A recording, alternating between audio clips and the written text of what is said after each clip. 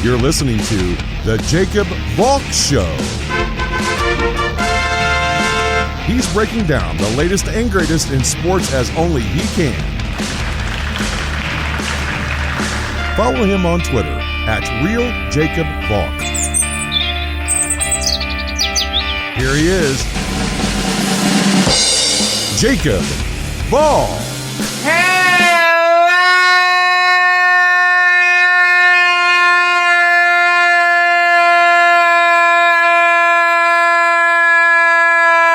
Sports fans, welcome to another edition of the Jacob Valk Show. I am Jacob Valk, and I have to start with the two games that resulted in half the Final Four teams being made official. I'll start with the early one, Oregon State, Houston. Just an incredibly weird game. You've got the Cougars doubling up the Beavers at the half. 34-17. Oregon State couldn't get anything going. It looked like you could turn that game off and watch one of your favorite teams. But then Oregon State just kept clawing back and clawing back. You looked up and it's like, wow, we actually have a game here. I mean, give the Beavers credit for not keeling over. I give guys like Maurice Kalu and Ethan Thompson a lot of credit for what they did. Really putting this Oregon State team on their backs and making it a game. I mean, Oregon State tied that game late. 3.5 minutes to go in the game. Oregon State tied that game at 55. You could hear all of Oregon cheering. It was an incredible comeback. But then Houston realized, okay, we actually have to take this seriously. You've got Quentin Grimes hitting the big three to put Houston back out in front. They never relinquished it. Great game by the big three of Houston. Grimes with 18 points. Sasser with 20 points. And Giroux nearly having a triple-double. 10 points, 8 rebounds, 8 assists. And Giroux did something else. He made Ethan Thompson's life very difficult. Thompson still got his. 11 points, 7 rebounds, and 6 assists. But he also shot just 3 for 12 from the field. He did most of his damage from the free throw line. After clamping down on Buddy Boeheim, the best player in the world at that time, to lock down on Thompson, that's really impressive. Dejan Giroux may be the best player in the world right now. Now, I will say this. You can make a very strong argument that Houston didn't deserve to win this game. They shot just 32% from the field. They missed a third of their free throws. People are saying that they had a great defensive performance. No, they didn't. Oregon State shot 47% from the field, 38% from beyond the arc. The reason that Houston won that game was because Oregon State missed 9 free throws, and Houston dominated the glass. The Cougars had 38 rebounds. The Beavers only had 27. Oregon State had 7 offensive rebounds. You know how many Houston had? 18. More than double. It wasn't the defense that won this game for Houston. If the defense was that great, they wouldn't have allowed Oregon State to score 44 points in the second half. I give Giroux credit for what he did on Thompson. He gets all the credit in the world. That doesn't mean the whole team had a good defensive showing. I mean, it's interesting. Oregon, lousy first half, great second half. Houston, great first half, decent second half. They did just enough to win that game. It was not an incredibly impressive showing. If you're Kelvin Sampson's team, you have the opportunity in the second half to put your foot on the throat of the Beavers. What do? You allow Oregon State to shoot 56% from the field in the second half. You only force 2 second half turnovers. I don't want to rain on Houston's parade. They're a really good team. They're in the Final Four. They have 3 really talented players, and they have a really good coach. But it is noteworthy that Houston has had a really easy road to get here. They are the only team in March Madness history to beat 4 double-digit seeds en route to making the Final Four.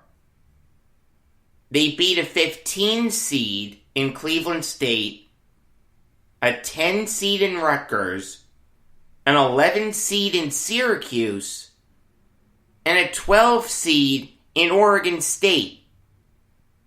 What are they going to do against Baylor? There's a monumental gap between the Oregon State Beavers and the Baylor Bears. I understand that they don't have any control over who they go up against. But can you have some more impressive wins? Can you win by more than 3 against Rutgers? Can you win by more than 6 against Oregon State? Give me some blowout wins like you had against Cleveland State and Syracuse. They don't all need to be blowouts, but you've got to have better showings. This Houston team scares me. I'm not convinced they're going to do well against Baylor.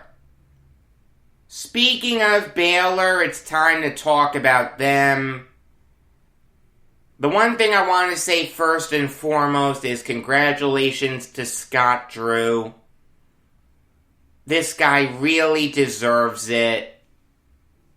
He's had some really good teams. He's done a great job with that program. Turned it around. But he had never made a Final Four. You can't say that anymore. Baylor made their first Final Four in 71 years yesterday. The guy has had to hear a lot of criticism. He's never going to be able to take this team to new heights. Yeah, maybe they'll make the tournament, but they won't do much when they get there. Drew proved everyone wrong yesterday. It was a very convincing win against a really good Arkansas team. And it really couldn't have happened to a nicer guy. I mean, I've met Scott Drew's father. Incredibly nice guy. Scott Drew seems like a nice guy. Bryce Drew seems like a nice guy. I just wanted to do that first and foremost. Congratulate the Drew family. But on to the game itself. This was a typical Baylor game. And a typical Arkansas game for that matter, but I'll get into that in a moment. You've got Masio Teague dropping 22 points. Jared Butler dropping 14 points. Off the bench, Adam Flagler had 10 points. He's had a really good tournament. But the guy who impressed me the most was Davion Mitchell. He had 12 points. He had 6 assists. I thought he did a great job using his speed. The thing that impressed me the most, though, was his defense. He was on Moses Moody a lot. And Moody is the best Razorback. That's a tough assignment. But Mitchell made Moody's life very difficult. He shot just 2 for 10 from the field, 0 for 4 from beyond the arc. He did most of his damage from the free throw line. It was very similar to what happened to Thompson in the previous game. Now, give Arkansas credit. Much like they've done all tournament, they clawed back. They were down 18 at one point. They cut the deficit to 6. They were down by 8 at the half. They hung around all game. But Baylor was able to slam the door in their face. The Razorbacks really don't have anything to be upset about. They had a very impressive tournament. Guys like Moody, Jalen Tate, J.D. Note, Devontae Davis, and Justin Smith showed the world what they're capable of. Eric Musselman did a fantastic job with this team. It's very hard for me to bang tables over this loss. Did I pick Arkansas to win? Yes, I did. You can look in the bracket. But Arkansas played their game. And at the end of the day, it just wasn't good enough to beat this really, really good Baylor team. Spoiler alert. I'm going to pick them to be in the title game. But now it's time to preview tonight's 2 Elite 8 games. I'll start with the Battle of the West Coast. USC versus Gonzaga. USC has surprised me at every turn this year. I thought they were going to lose to Drake. They beat Drake. I thought they were going to lose to Kansas. They beat Kansas. I thought they were going to lose to Oregon. They beat Oregon. In fact, all of those wins were by a minimum of 14 points. That's really impressive. And the best team that they faced, Kansas, they eviscerated the Jayhawks. They won by 34 points. This is a scary USC team. Make no mistake about it. If they're going to win this game, they've got to get Evan Mobley more involved. Mobley is their best player. He's the guy who's in the conversation. of being the first overall pick.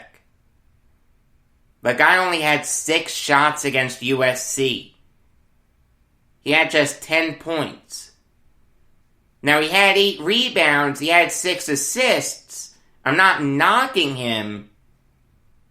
But I like to see Mobley get more involved. Oregon's game plan was to not let the Mobleys kill them. I thought they were going to key in on Evan Mobley and Taj Edey. That's what they should have done, because Edey dropped 20. Isaiah White dropped 22. They didn't do a good job of adjusting. I don't want to take anything away from USC. Again, they've had a very impressive tournament. But I didn't like what Dana Altman did as that game unfolded. The thing is, though, for the Trojans, you can't expect another performance like that from Isaiah White. White averaged just 7.7 points per game this year. To expect another 20-point performance is ludicrous. Edey, you can expect it. Because Edey's had moments like that. But not Isaiah White. You've got to get Evan Mobley more involved. As for Gonzaga, it's kind of tough for me to say anything other than just keep doing what you're doing.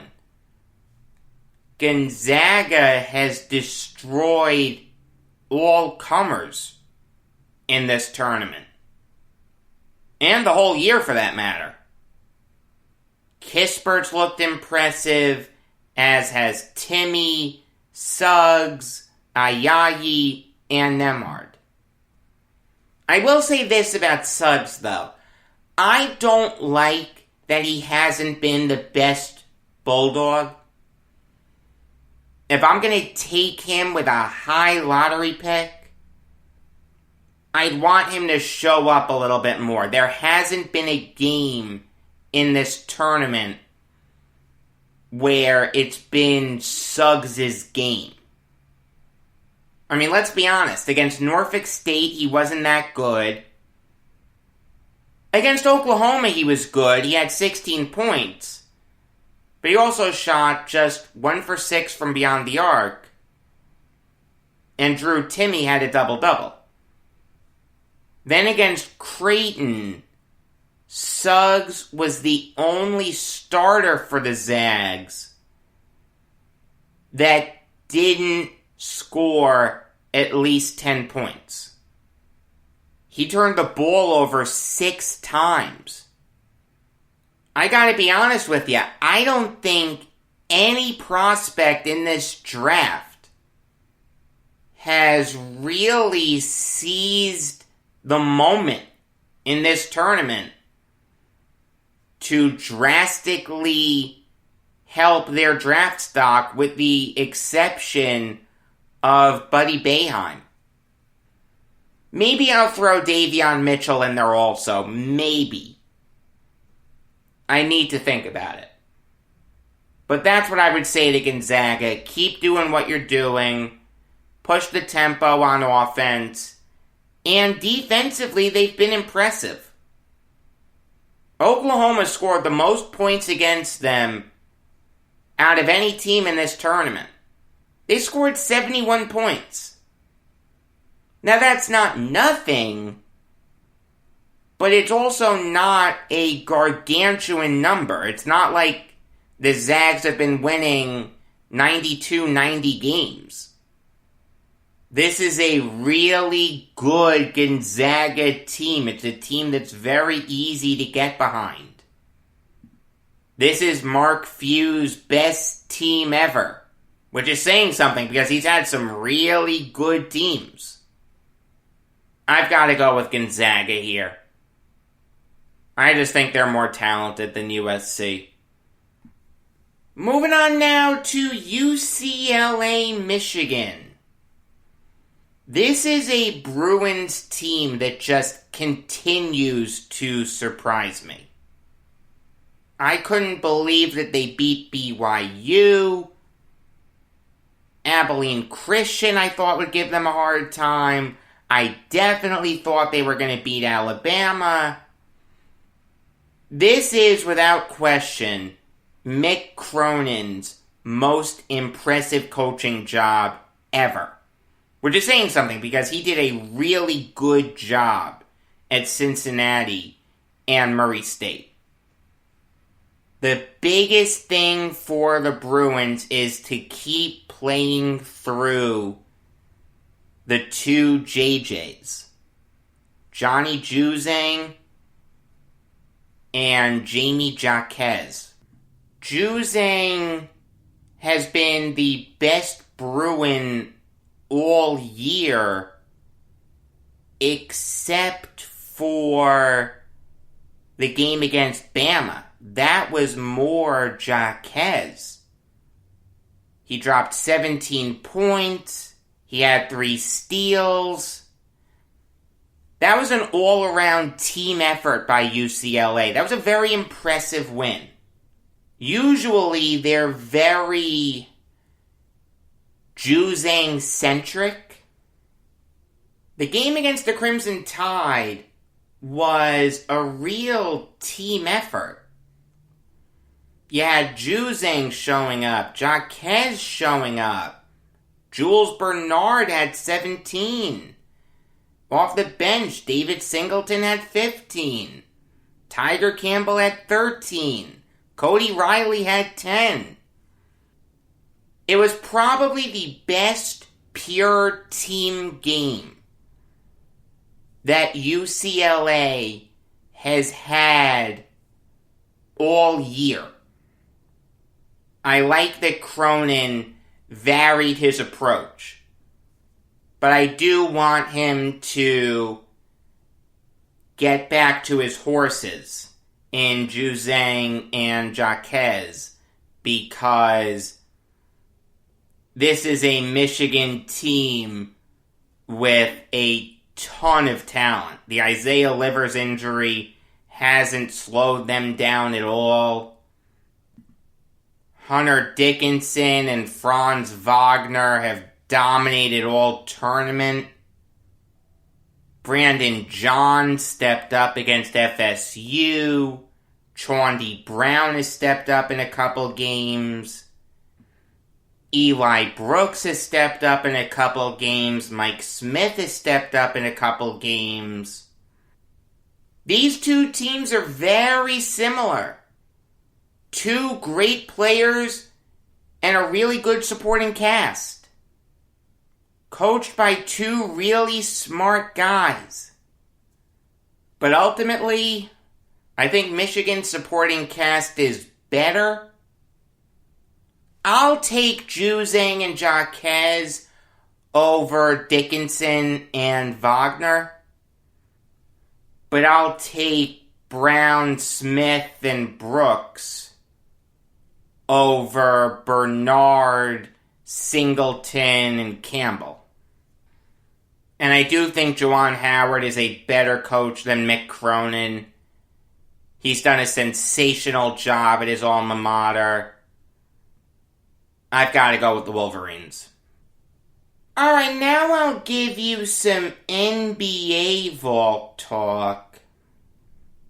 And I'll start with some comments made by Rockets GM Raphael Stone. They kind of ticked me off. He said that organizationally, the Rockets made the decision that Oladipo wasn't a good fit for them. That's why he was traded. He also said that he would do the James Harden deal again. He doesn't have any regrets over it. In fact, he said that the deal should only be evaluated in 2030, 9 years from now.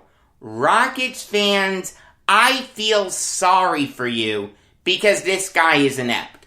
Firstly, if you think Oladipo was a bad organizational fit, why did you trade for him in the first place? Why did you not want Karis LeVert? Why did you not want Jared Allen? Why did you want someone who's on the last year of his contract and wants to hit unrestricted free agency? You're right that organizationally he wasn't a good fit, but that's not an Oladipo issue. That's a you issue. Because when you trade James Harden, you're rebuilding. Victor Oladipo doesn't fit that. But you made the conscious decision to get him instead of LeVert and or Allen. Oladipo with the Rockets put up 21 points a game. He shot 41% from the field. Don't put this on him. As for not evaluating the trade until 2030, from the Rockets' end of things, I understand where he's coming from. The Nets traded picks through the year 2027. So by 2030, we'll know the futures of the guys that the Rockets picked. I get where he's coming from there, but no, it doesn't work that way. The reason being that James Harden has a really strong argument to be the MVP this year. The guy is probably the main reason that the Nets are only a half game behind the Sixers for the top seed in the East. He had a 38-point triple-double yesterday. You know what? That's par for the course for Harden. He was the Nets' best player yesterday. And he's going to be a big part of what the Nets do this year and next year. So the trade has to be evaluated now. You can't evaluate it from the Nets' end of things and not the Rockets' end of things. I understand that Stone only cares about the Rockets. That's his job. But when you have the Nets only a half game behind the Sixers, it's fair to start talking about how great that trade was. It's fair to start talking about the impact that it had on the Nets. Rallying them from a 7 seed to a 2 seed. Being basically guaranteed to make the playoffs. Motivating them to add Blake Griffin and LaMarcus Aldridge. Keeping them afloat during this Durant injury and Kyrie's absences. It doesn't work that way. The reality is, we have to evaluate this trade in the moment. If the Nets are benefiting from it now, we have to evaluate it now. If the Nets weren't benefiting from it, if Harden was out, okay, we can push it back a little bit. But if one team is benefiting from it, we have to evaluate it. It doesn't work that way. Rockets fans, I feel sorry for you. Moving on now to the Bucks, bringing in Jeff Teague. And this is a good move for the Bucks. They've needed a backup point guard ever since they traded DJ Augustine.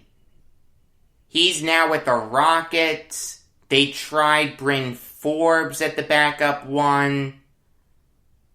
It really didn't work. They were giving Sam Merrill an expanded role. That's not going to work. They needed to bring in a veteran point guard. And they did in Teague, a solid player. He'll never make an all-star team again. But you know what? He's not bad. Wasn't having the greatest year with the Celtics. 7 points per game. 2 assists per game. Definitely not the Teague of old, but he'll help the Bucks a lot. There's a role for Teague in the league. He's a solid backup point guard. Brings a ton of experience. He has talent. This move makes sense for the Bucks. Alright, now I'll give you some MLB Valk talk. Specifically on the Angels signing Steve Cishek and Tony Watson to 1-year deals worth $1 million. The Angels have made a concerted effort this offseason to fortify their bullpen. They brought in Raisel Iglesias, Alex Claudio, Junior Guerra, and Aaron Slegers. They just signed Noé Ramirez. They just traded for James Hoyt. Bringing in Cishek and Watson, they now have a pretty good bullpen. It's not far off from the Athletics bullpen. The Athletics bullpen is better. But the Angels aren't that far behind them. Cishek had a bad year last year for the White Sox, 5.4 ERA. But in 2019, he went 4-6 with a 2.95 ERA. That was with the Cubs. He's been a successful closer before. It's fair to expect him to right the ship.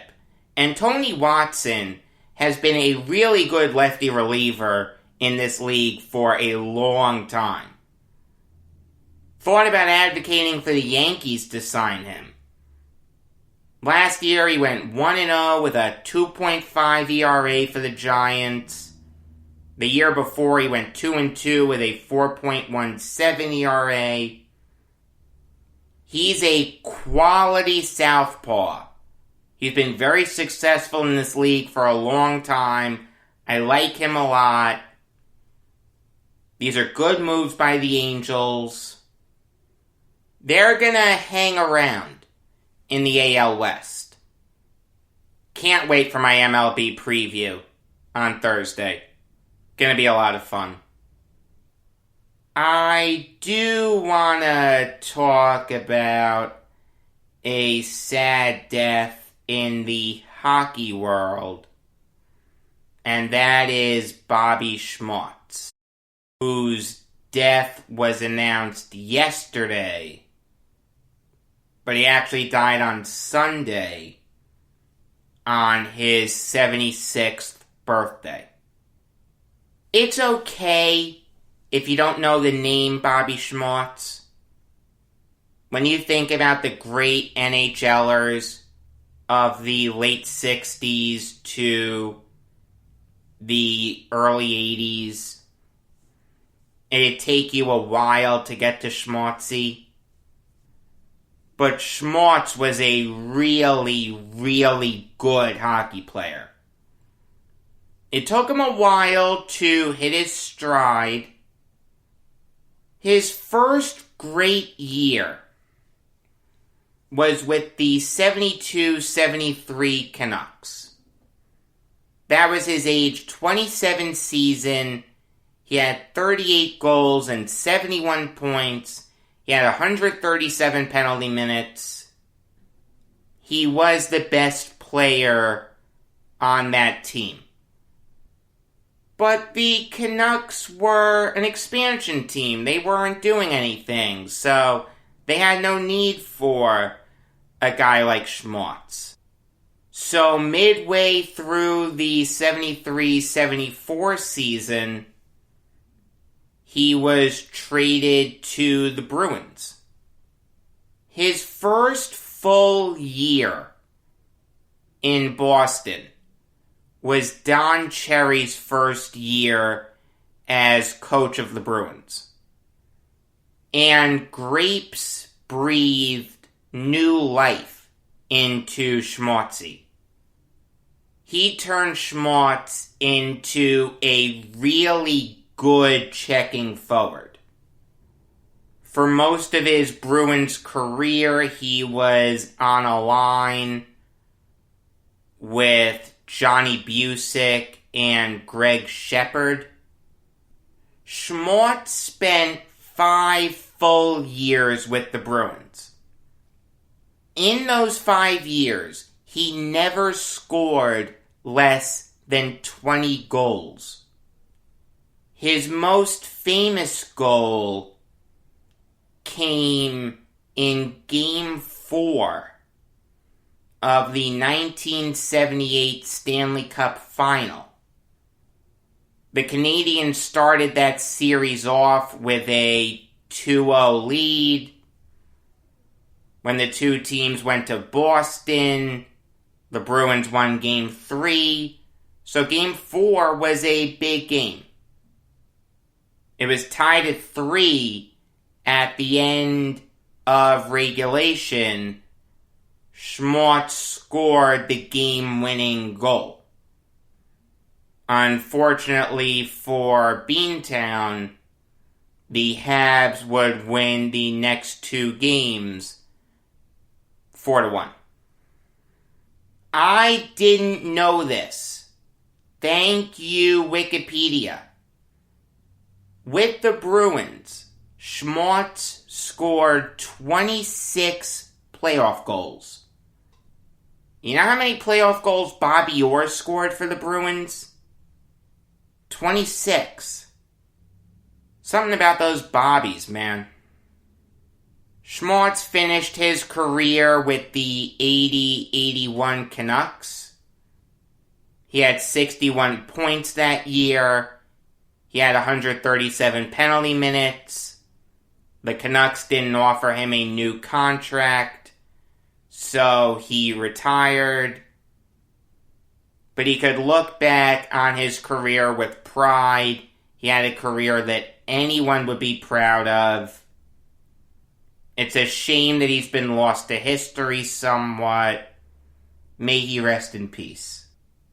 Until tomorrow, I am Jacob Valk saying that I like room service French fries.